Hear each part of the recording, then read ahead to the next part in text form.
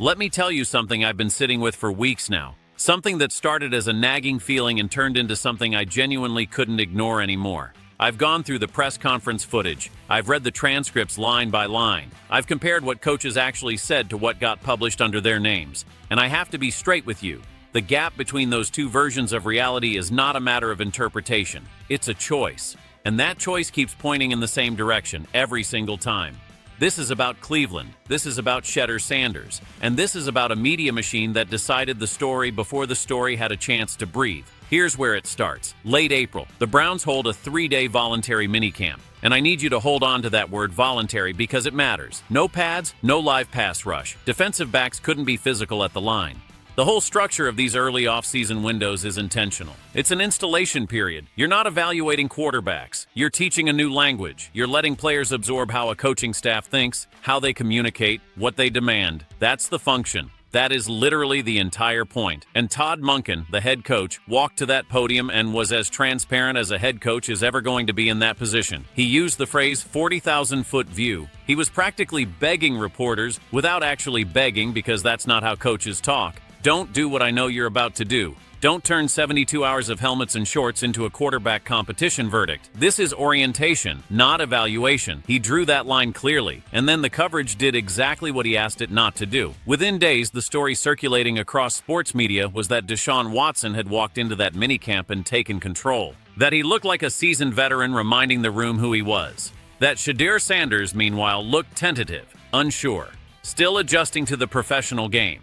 And then, and this is the part that genuinely stopped me cold, one outlet went further than that. They didn't just suggest Watson was ahead, they suggested Shedeur might not even hold the backup spot. Third string. A rookie quarterback who had just earned Pro Bowl recognition across his first 7 NFL starts was being projected to third string after 3 days of spring practice with no live contact. That idea got seeded into the media ecosystem, and the ecosystem did what it always does. It borrowed credibility through repetition and manufactured consensus through volume. Within a single news cycle, it was just part of the accepted geography of the story. Now I want to tell you what Monken actually said, not a fragment of it.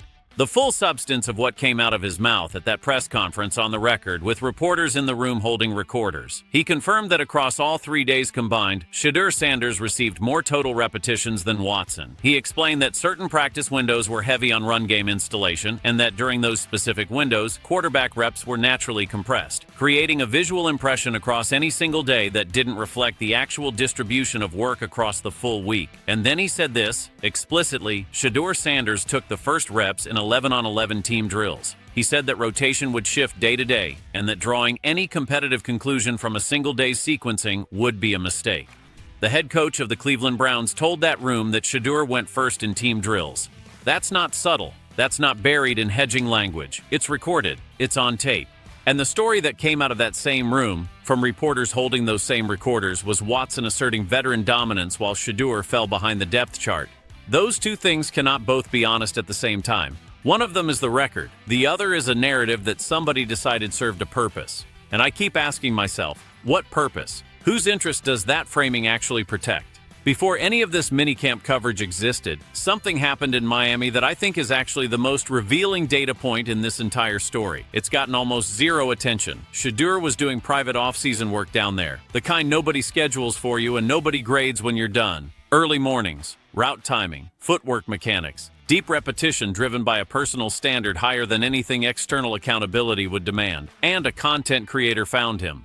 A streamer who wanted to film Shedeur throwing routes, shareable footage, positive exposure, the kind of thing that for any young quarterback navigating a difficult public narrative would have been easy to accept. Free goodwill, low cost. Shedeur said no. I need you to actually feel what that decision cost him because it wasn't a small thing. Shedeur Sanders is competing for a starting job against a quarterback who is owed $46 million by the exact same organization writing Shedeur's paycheck. $46 million that doesn't move based on what happens in training camp. It doesn't respond to preseason statistics or practice rep counts. It's already committed, already gone. Already sitting inside the franchise's financial reality as a fixed object that can't be unmoved. And inside that reality, there is a kind of gravity, quiet, institutional, relentless, that shapes how organizations interpret what they see on a practice field. The money creates a need, a psychological need to find the version of events that makes the commitment feel defensible. to build the story backwards from a decision that can't be undone, to look at every competitive signal through a lens already tilted by a $100 million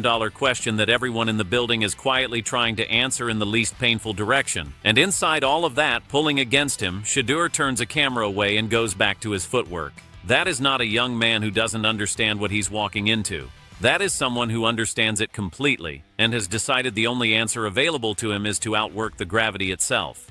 Josh Cribbs said something that the coverage essentially ignored, and I want to spend real time on it because I think it gets to the actual center of what's at stake here. You have to understand what Cribbs represents in this conversation before his words land with their full weight.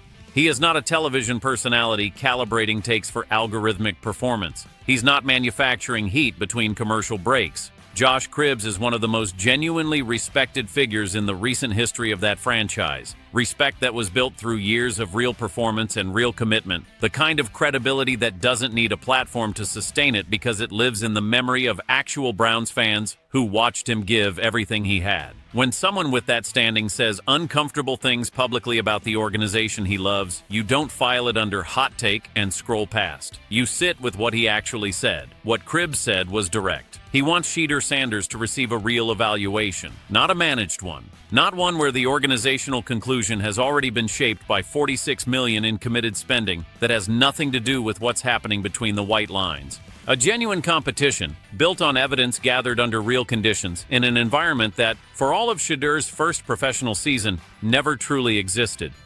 Because let's be completely honest about what that first season actually was. He played inside a franchise that was structurally falling apart around him, an offensive line that couldn't protect him with any consistency, a receiver room with genuine talent gaps that made every throw harder than it had any right to be. And across 7 starts inside that environment, Shedeur Sanders performed at a level that the collective judgment of professional players and coaches across the league decided was genuinely exceptional.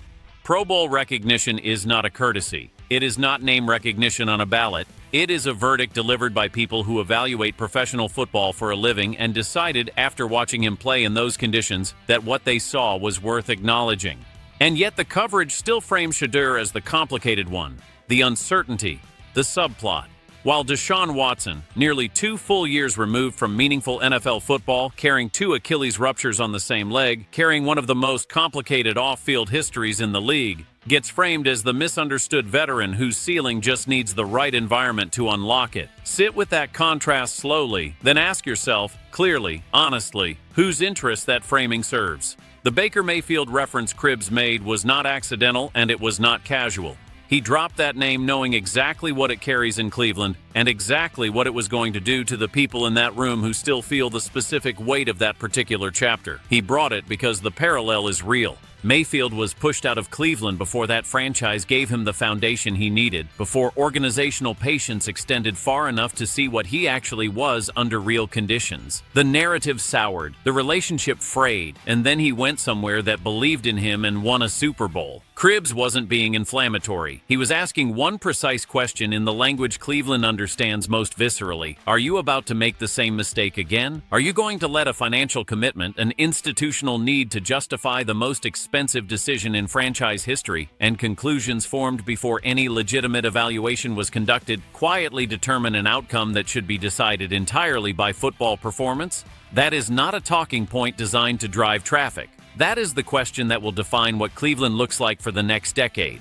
I want to address the financial argument directly because it has a surface logic that almost sounds reasonable. The $46 million is leaving the building regardless of what the depth chart says. It doesn't respond to practice performance or preseason snaps. So the case gets made. If the money is committed either way, why not give Watson the fullest opportunity to justify the investment? I understand how that argument is constructed, but here is what it refuses to account for. Every single time someone makes it, every snap Watson takes in training camp, in preseason, in regular season starts, is a snap that Shedeur Sanders does not take. And quarterback development does not function like a financial instrument you can pause and redeem later at full value. A quarterback grows through specific repetitions accumulated under specific competitive pressure with specific coaching attention applied during a specific window in his development. That window is real. It does not stay open indefinitely. The cost of organizing a competition around a contract rather than around football merit doesn't appear on any budget line. It shows up years later in the developmental arc of the quarterback who is supposed to become what this franchise is next. You cannot put that cost in a spreadsheet, which is probably exactly why the people most comfortable when their analysis can be expressed in clean numbers keep failing to factor it in. There's a schematic question buried underneath all of this that has received almost no serious analytical attention, and honestly, that baffles me.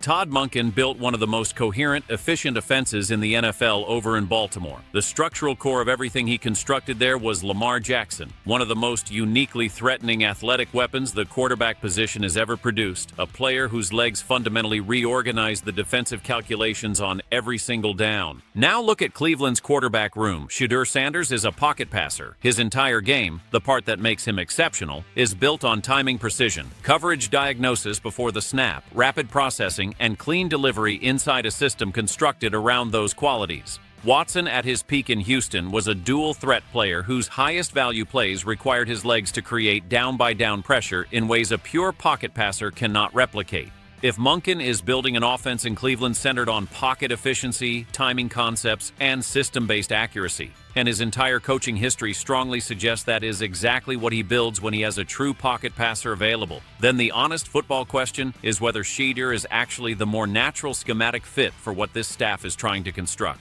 That question is not being asked anywhere with real seriousness. And I think the reason it isn't being asked is that answering it honestly complicates the narrative that's already been packaged and distributed. There's one more detail Cribbs mentioned that went almost completely unnoticed, and to me it might be the most important thing anyone said across this entire news cycle. He talked about the new Cleveland Stadium, a genuine structural inflection point for the franchise, a moment where, with the Watson chapter beginning its slow drift toward the back pages of the story, the Browns have a real opportunity to walk into a new building carrying something new. A new identity at quarterback, something that carries actual weight and reflects what's being built going forward rather than what already came apart. A new stadium deserves more than a recycled narrative wearing different packaging. It deserves something that Cleveland fans will actually want to carry forward with them. Something that feels like it belongs to a future rather than a defense of the past. And the story surrounding Shedeur Sanders already contains exactly that material. A quarterback who entered the draft and was publicly disrespected in ways that were visible and documented, who arrived at a franchise structurally unprepared to support him and competed through 7 starts in conditions that would have broken the professional confidence of many young quarterbacks and earned Pro Bowl recognition anyway, who spent his offseason grinding privately before anyone was watching and turned down a camera because he had something more important to do with those hours, who showed up to voluntary minicamp, took the first reps in team drills, and then watched the coverage declare the competition essentially settled before training camp had even opened. That is the actual story. That is what Cleveland has sitting in front of it right now. And what genuinely angers me, not frustrates me, not concerns me, actually angers me, is that the coverage is not treating it that way. The third-string projection that circulated after those 3 days is, without any qualification, the single most analytically indefensible take this entire coverage cycle has produced, built on a visual impression gathered across 72 hours of spring practice with no pads and no live competitive conditions. The head coach was on record. He confirmed more total reps for Shedeur. He confirmed Shedeur went first in team drills. He said publicly that drawing competitive conclusions from what they'd seen would be a mistake. That information was sitting in that room. And certain voices still published a confident third-string projection under their names as if Monken hadn't just said the opposite out loud.